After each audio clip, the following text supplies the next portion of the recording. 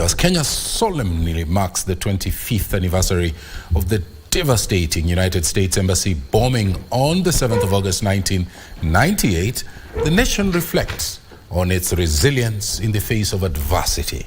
Kenya subsequently evolved its security apparatus, resulting into the implementation of measures aimed at safeguarding its citizens and visitors as well. In commemoration, this day we delve into how the country's response to the horrific events that led to the adaptation of new security protocols, including the widespread installation of the CCTVs that you see in buildings and also along highways, the enhanced security checks that you see in public places, and also the creation of a specialized counter-terrorism unit within the police service.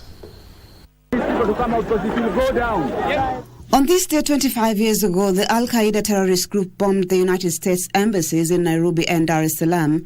The deadly attacks claimed hundreds of lives and maimed thousands others. August 7th thus became an indelible mark in Kenya's history. Sergeant retired Reverend Stephen Ojwang was just a teenager in high school then and remembers the day very well.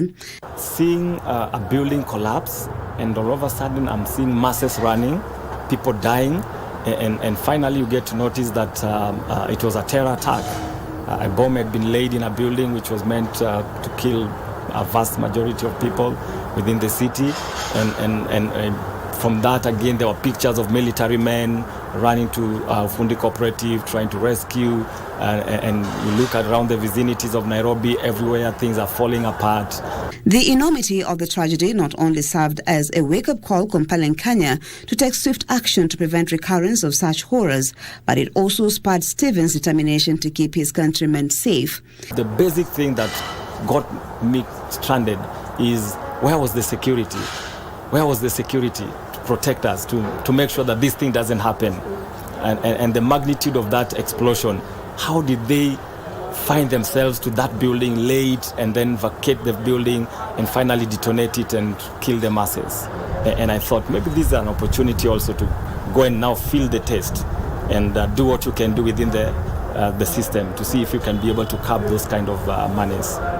In the aftermath of the embassy bombing, Kenya embarked on various security measures, including installation of closed-circuit television cameras, CCTVs, on buildings and highways.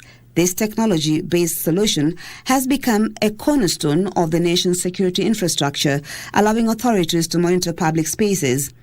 Rigorous screening measures were introduced in public places. Stringent security checks such as baggage scans, metal detectors, and thorough pat-downs were enforced at airports, shopping malls, and public service vehicles. Up to date, we can say the introduction of the CCTVs, the monitoring cameras on the roads, the gadgets that are used to screen either on the entry points, in crowded places, clubs, those things were introduced after 1998.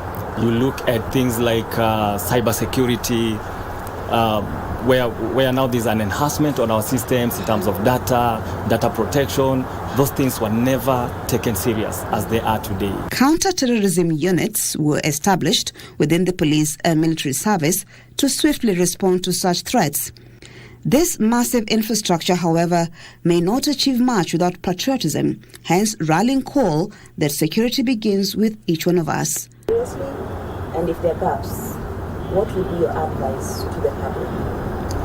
I think Kenyans, we have a tendency of being alert when something has happened.